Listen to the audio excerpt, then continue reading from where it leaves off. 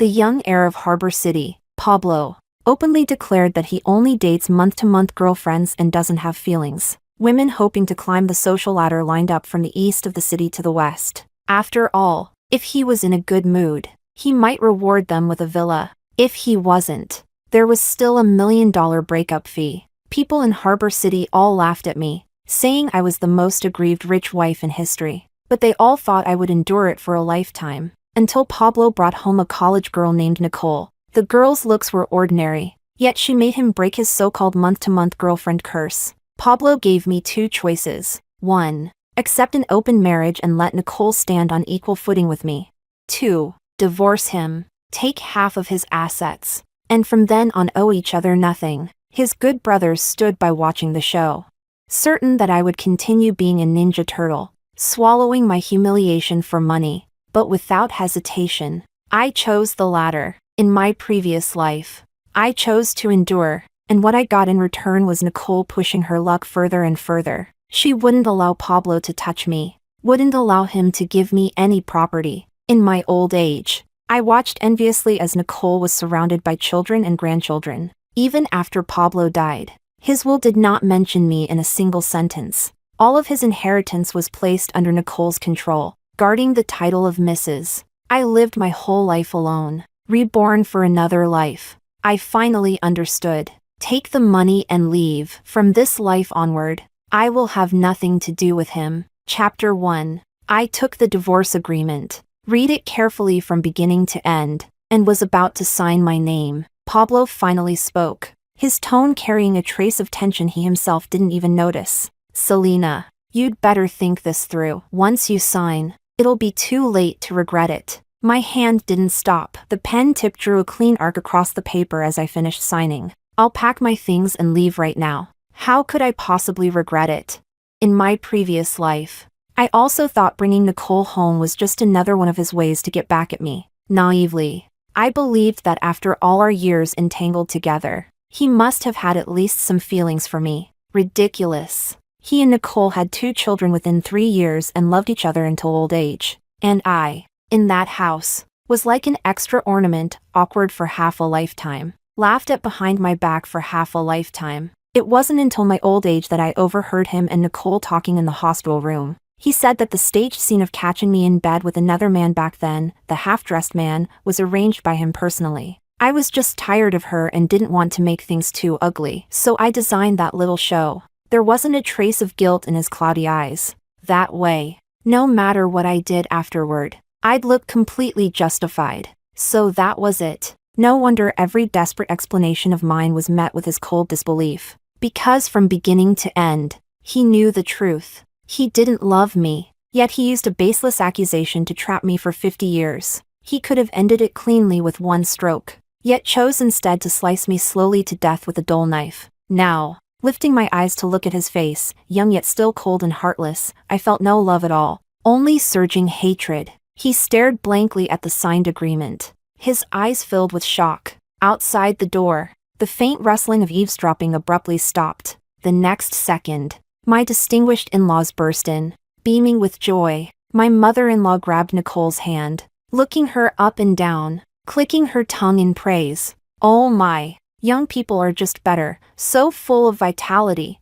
My father-in-law, who had always looked at me with cold hostility, now smiled kindly. He cast me a meaningful glance. At last, we've gotten rid of that trash occupying a toilet without producing anything. So many years, and not even an egg to show for it. Nicole lowered her head shyly, pretending to be modest. Uncle, please don't say that. I'm not that much younger than Aunt Selena. She paused, her cheeks flushing. Actually, I'm already 1 month pregnant. It's just early, so it wasn't convenient to say. I raised an eyebrow. Sure enough, still the same familiar backhanded mockery. Still the same nauseating tone. Only this time, I didn't care. All these years, to be a good wife. I worked like a dog in the family corporation during the day. At night, I still had to serve these 2 demanding living ancestors at home, just over 30, and gray hairs had already appeared at my temples.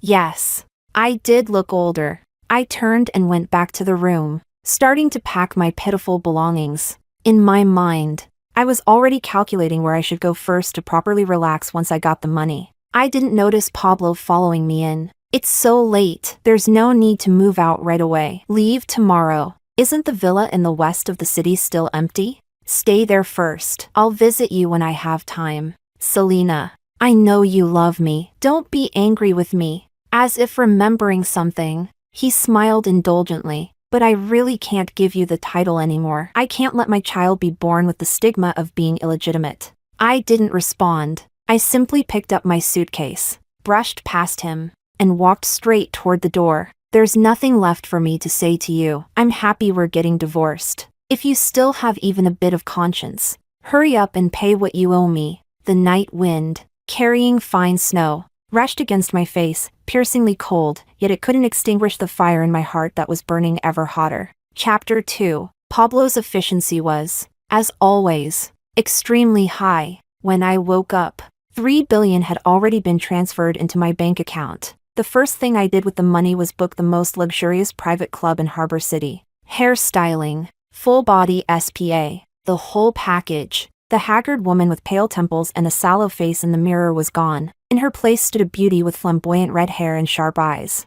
I had just finished changing when my best friend Ava called. She started screaming before I could even speak. Selena, what's going on between you and Pablo? Are you crazy? Has the whole world gone crazy? I held the phone away from my ear and asked lazily, What? What do you mean what? Don't you read the news yourself? Ava's voice was filled with disbelief. The headlines are all photos of Pablo attending a banquet with that mistress. He told all the reporters in public that that bitch is his only wife. He even said he's going to hold a wedding immediately. Your snobbish in-laws were standing right there saying she deserves it. Her voice lowered, filled with cautious concern. Girl, are you okay? All the public acknowledgement I never received. All the recognition I had longed for half my life. Pablo had now given all of it to someone else. I'm fine, admiring my brand new look. I replied calmly. We're already divorced. Divorced? Ava didn't believe it. She had watched me love Pablo for more than 10 years. She had watched me compromise myself for this marriage. Give up who I was. Wagging my tail like a dog begging for affection. I didn't explain further, only let out a light laugh. Free tonight? Let's grab drinks. My treat. At the most extravagant bar in Harbor City, the table was stacked with the most expensive ace of spades champagne. Several young and handsome male models surrounded me, attentively pouring my drinks. Ava stared at me. Holy shit, I believe it now. You've really let go. You were never like this before. The old me, in order to prove to Pablo that I wasn't after his money, calculated cost performance for every purchase. I was terrified he'd think I was wasteful and irresponsible. Now, sitting in a luxurious private room, I looked at the woman reflected in the glass. The flamboyant red hair, the perfectly tailored haute couture dress, both strange and familiar.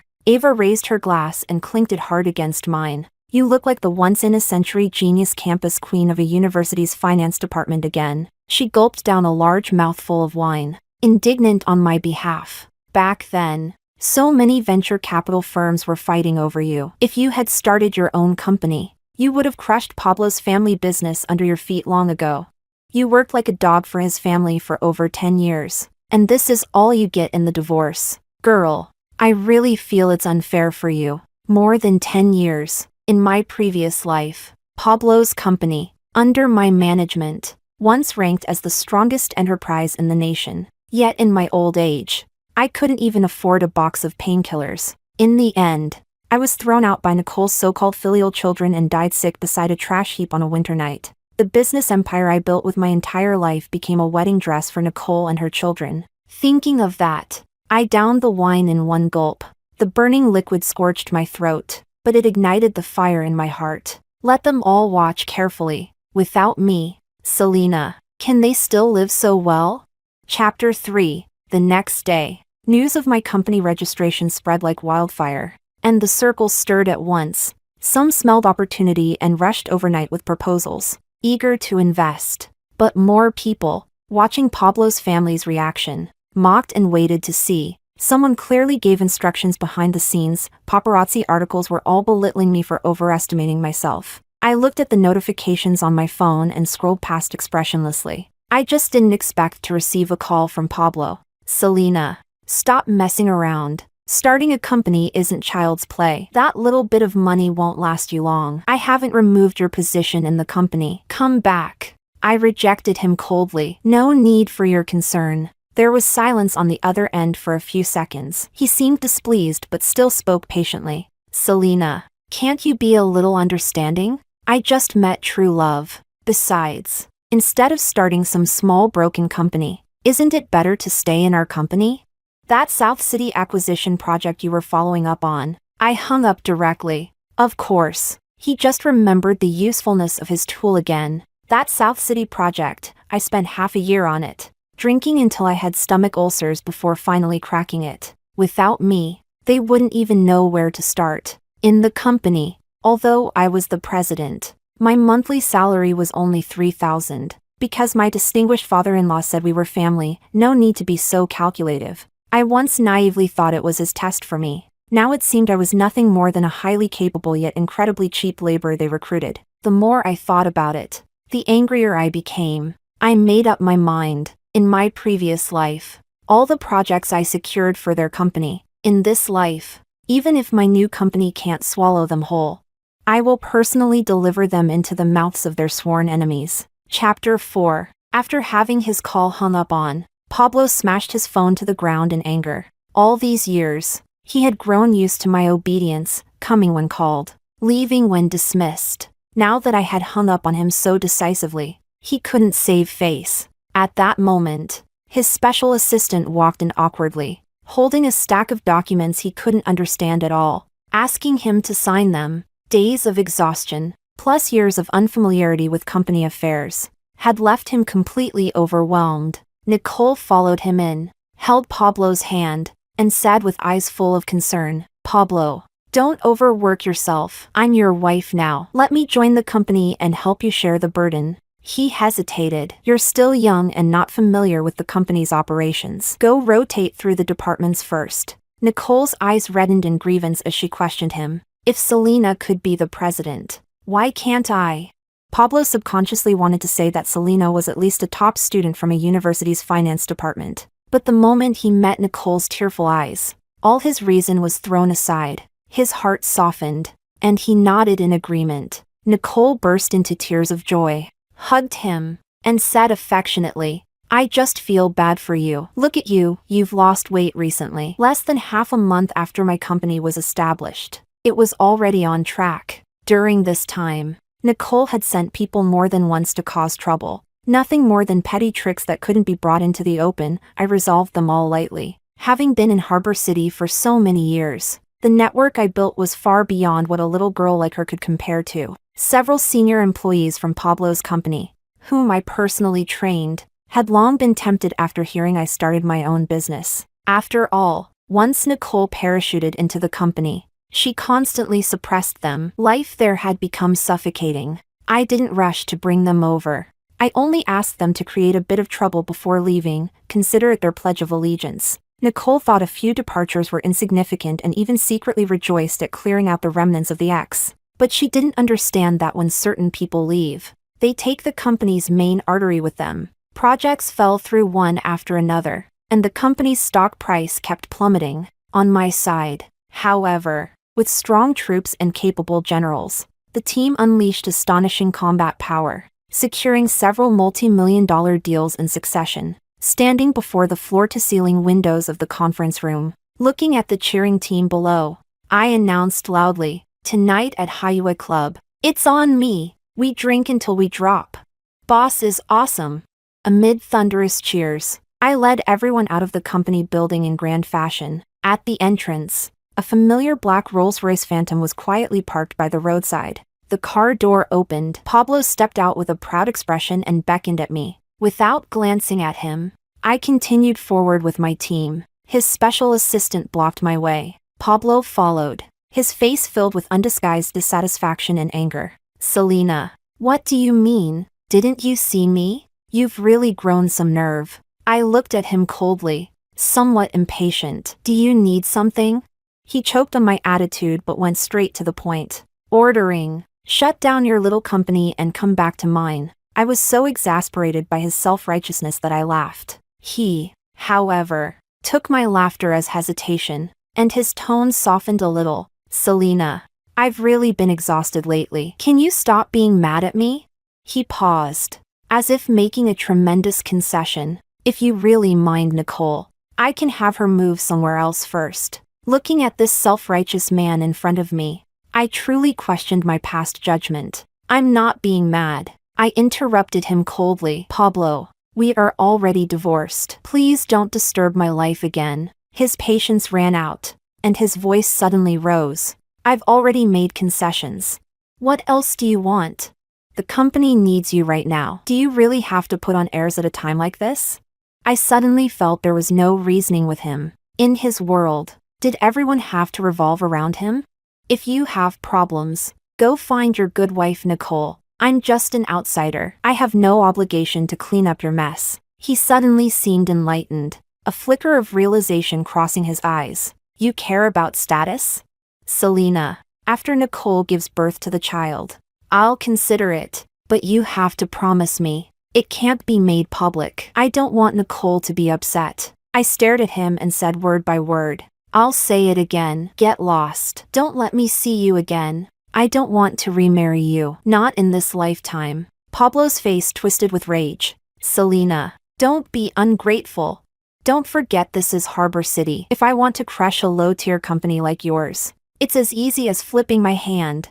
At that moment, a clear yet slightly lazy male voice cut in. Oh, Mr. Pablo sure talks big, not only publicly harassing my fiancé, but also threatening to destroy her company?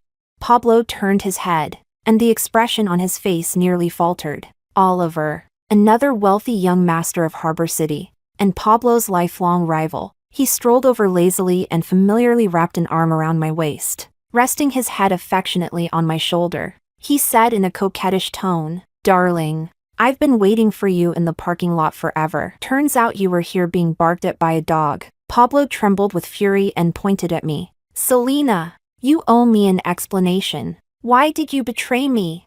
Then, as if figuring something out, he revealed a self-satisfied look. I get it. You're putting on a show, aren't you? You deliberately brought Oliver here to provoke me.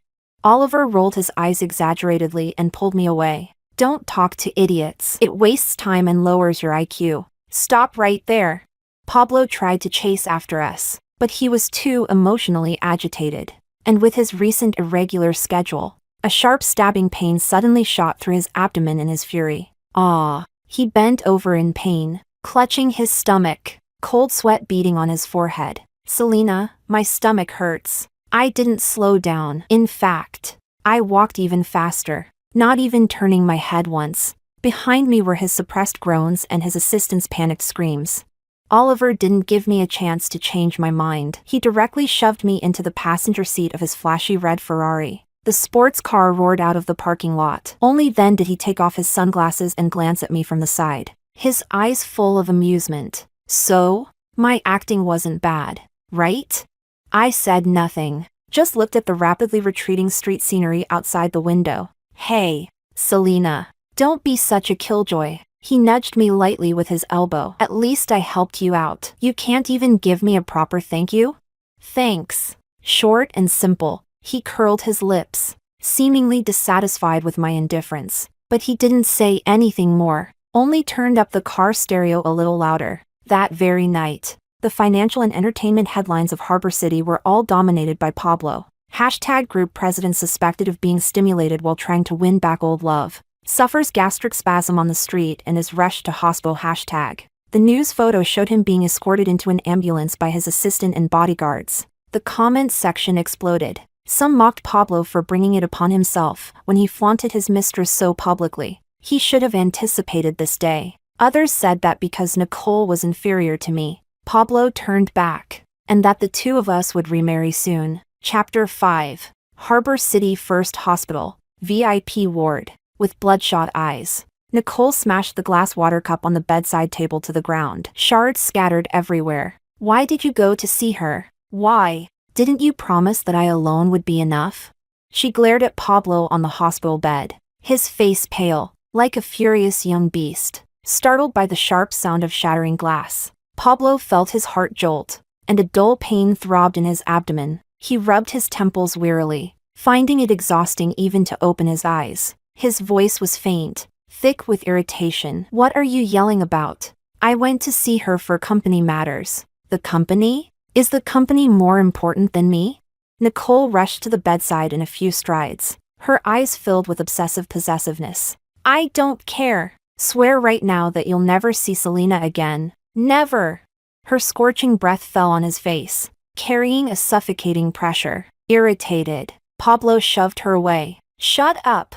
His voice rose sharply, tinged with hysteria. "If you hadn't messed the company up, would I need to lower myself to go ask her?" Nicole wanted to retort. The ward door was pushed open. Pablo's mother walked in carrying a thermos. Seeing the mess on the floor and her son's pale face, anger flared instantly. "Nicole, you're getting more and more outrageous." She slammed the thermos heavily onto the table and pointed at Nicole's nose. "Can't you see Pablo isn't feeling well? Yelling here, what are your intentions?" The more she spoke, the angrier she became. If Selena were here, she would have gone home to make chicken soup for Pablo already. Would she act like you, only knowing how to throw a tantrum here? Selena, always her." Nicole exploded instantly and snorted coldly. "I'm not her. I refuse to do that nanny's work." She crossed her arms and lifted her chin defiantly. "What do you mean? There are plenty of servants at home. You expect me to cook personally? I think you're just picking on me on purpose, using her to belittle me. I'm carrying your eldest grandson. Don't you want him anymore? How dare you talk back?" Pablo's mother trembled with rage. "What have you ever done for Pablo, besides spending money and causing trouble? What else can you do?" "How am I causing trouble? Both of you get out." A sharp roar instantly drowned out all the arguing. Pablo forced himself upright, grabbed the pillow from the bedside, and hurled it at them with all his strength. "Get out! All of you, get out!" The ward fell into dead silence. Pablo's mother and Nicole both froze. Pablo collapsed back onto the bed, burying his face in the quilt. Muffled sobs seeped out. For the first time, he regretted it. He regretted divorcing Selena. When Selena was there, nothing ever went wrong at the company, and the house was always in perfect order. She arranged everything properly, and all he needed to do was be the lofty president. But now, because of a few incompetent relatives Nicole had shoved into the company, problems kept arising, and several projects had already been flagged red. By the time he realized something was wrong, most of the capable core members in the company had already left, and the parents who once praised Nicole so highly had turned into people who now constantly voiced complaints and dissatisfaction. Life seemed to have returned to a few years ago, when his company was on the brink of bankruptcy, surrounded by enemies on all sides. Only back then, when he turned around, he could see Selena. She would gently tell him, "Don't be afraid. I'm here." But now, behind him, there was no one. Chapter 6. A few days later, the contract with Oliver was officially signed. This was the biggest deal I had secured since the divorce. It meant that my small company had finally gained a firm foothold in Hong Kong. Oliver attended in person. After signing, he tossed the pen aside and smiled at me brightly. "Selena, to celebrate our pleasant cooperation, dinner together?" I looked at his handsome face and politely declined. "No, I have something to take care of tonight." His smile faded slightly. He leaned forward, bracing both hands on the table, staring at me intently. "Selena, how long are you going to keep running?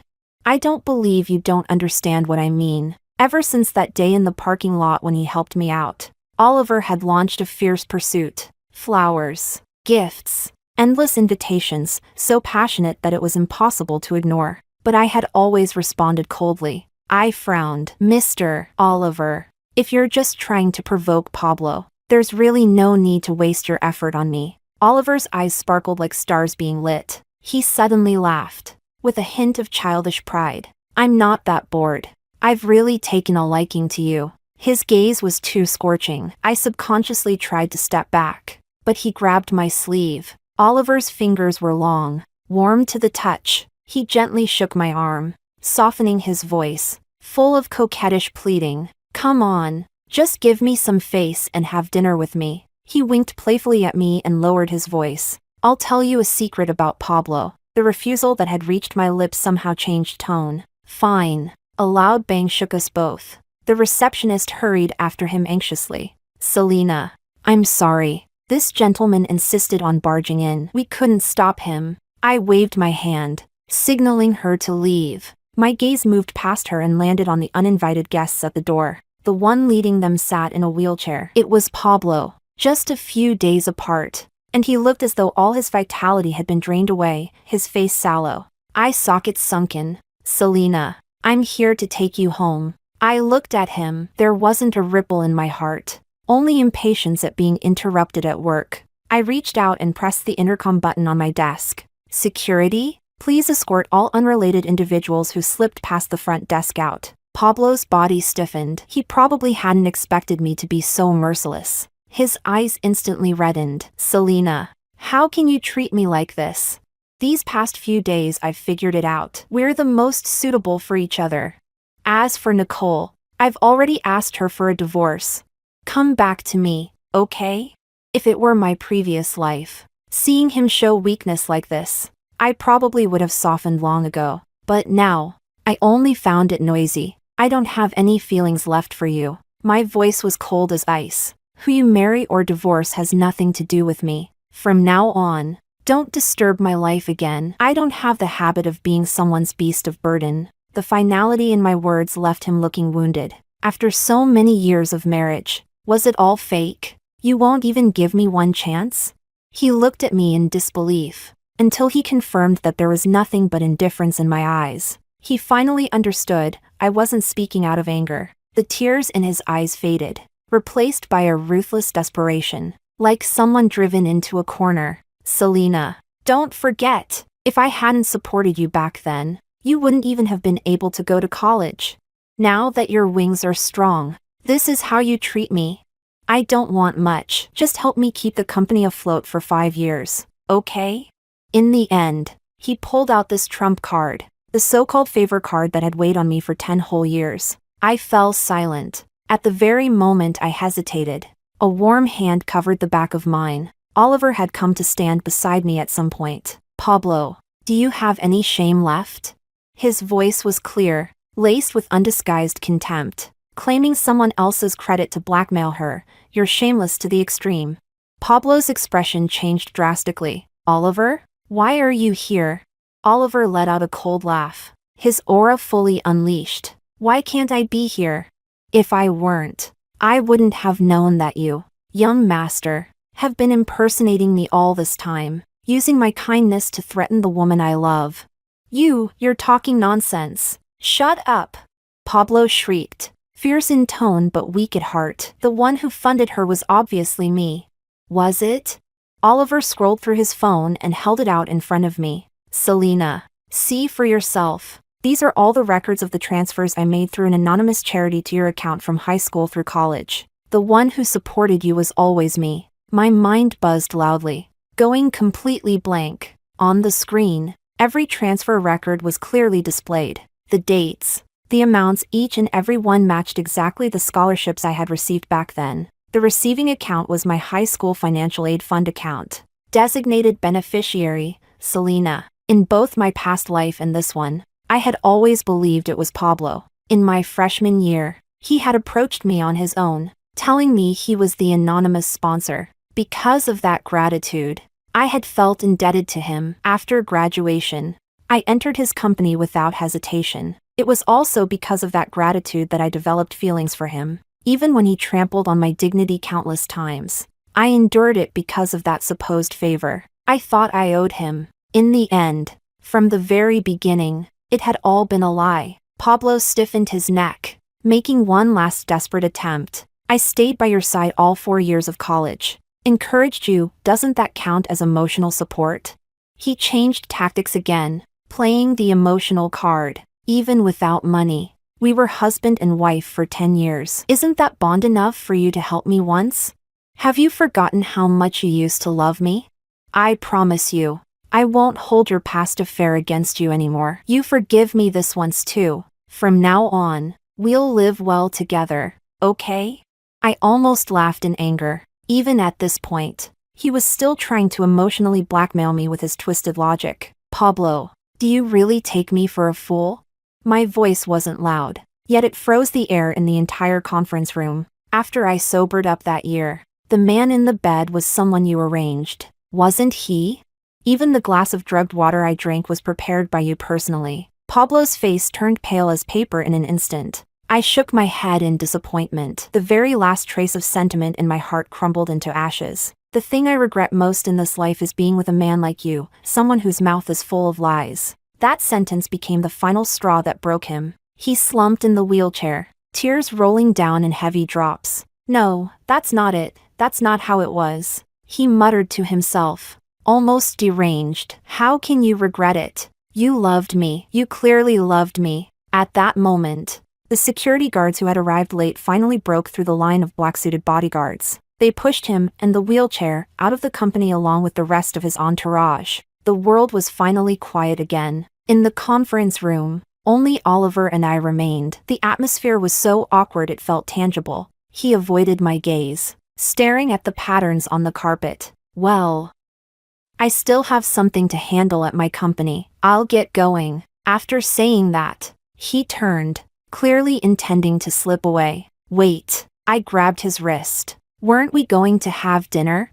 He reacted like a cat whose tail had been stepped on, slightly annoyed. I wasn't trying to use that to pressure you. Don't misunderstand. If you don't like me, then you don't have to feel obligated to be with me just because I funded you.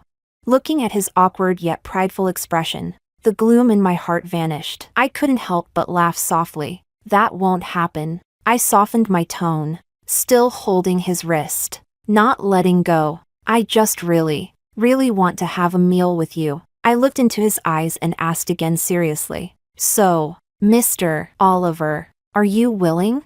Under my gaze, his cheeks grew redder and redder. He nodded gently. Chapter 7. To prevent Pablo from continuing to harass me, I caused a bit of trouble for several of his family's overseas projects. I didn't intend to ruin them. I just wanted to keep him busy so he wouldn't have time to bother me. But the foundation of his company's towering empire had long since been hollowed out by termites. My small move merely pushed over the first domino. The group's stock price plummeted without warning. Several major projects that were under negotiation collapsed one after another. Partners withdrew their investments, and the capital chain snapped instantly. When the wall falls, everyone gives it a push. Bills from the banks piled up like mountains. Outside his family villa, creditors gathered every day to block the gates. Nicole, once the obedient little woman who had catered to Pablo's every whim, saw the great ship beginning to sink. Without hesitation, she filed for divorce and demanded a division of Pablo's assets.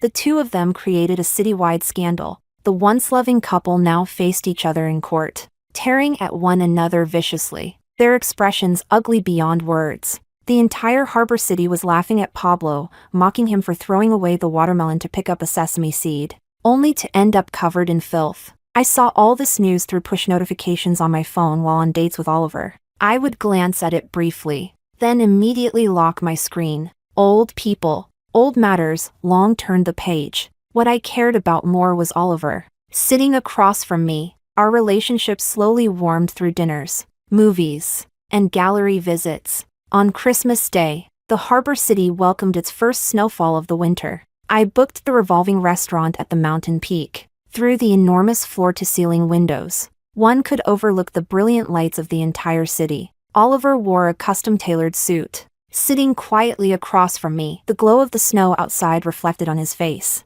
making him look unreal. Amid the gentle sound of violins, I went down on one knee. He froze for a moment, panic flashing in his eyes. Oliver. I looked up at him and held his cold hand. These past few months, every day with you has made me happy. I want this happiness to last a lifetime. So, would you be my boyfriend? His eyes turned red instantly. His lips trembled, unable to form a single word. At some point, the other diners had fallen silent, all watching us. After a long while, he lowered his disbelieving hand and nodded firmly. Thunderous applause erupted throughout the restaurant. I put a ring on his finger and threw myself into his arms. My phone vibrated in my pocket, but I ignored it. The person I was holding was my whole world. Only later did I find out that the notifications were the final headlines of the night. The Pablo family group officially announces bankruptcy liquidation. Nicole, former lover of the ex-CEO, suspected of commercial embezzlement and leaking confidential information, has been arrested by the police.